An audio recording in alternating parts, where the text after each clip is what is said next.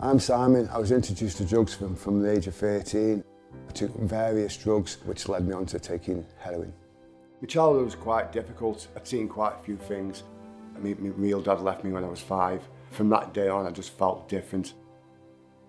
It was about 13 when I just got introduced to glue. So we went and there was some woods close by and we used to go sniffing in there and stuff like that. From then, anytime anyone offered me a drug, anything, I just took. Basically to fit in, because I was quite a shy boy. I used more drugs, probably more than the lads did. When the lads stopped at weekends, I carried on. My first job was a postal cadet working at the post office. It was my dream job because I was a paper boy for so many years before, so it was my dream job.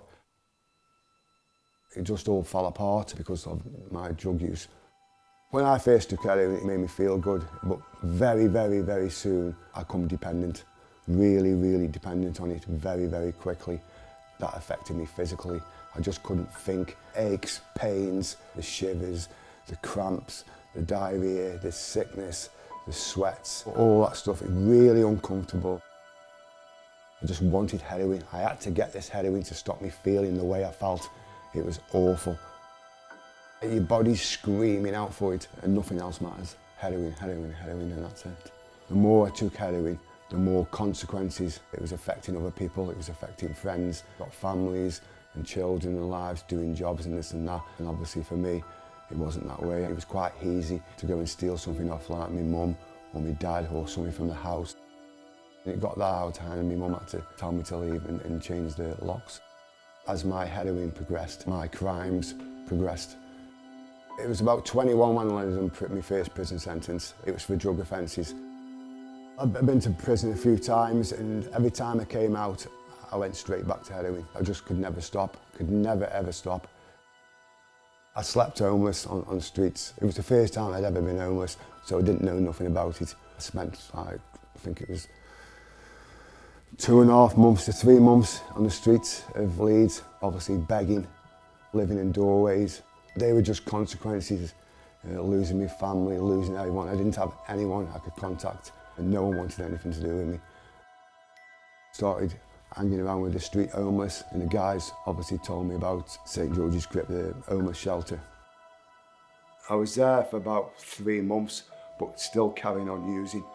That led me to overdosing in the hostel where I was at St George's Crypt, where I nearly lost my life, where I had to get revived by a member of staff, mouth-to-mouth resuscitation, till ambulance drivers came in, the people, they had to restart my heart.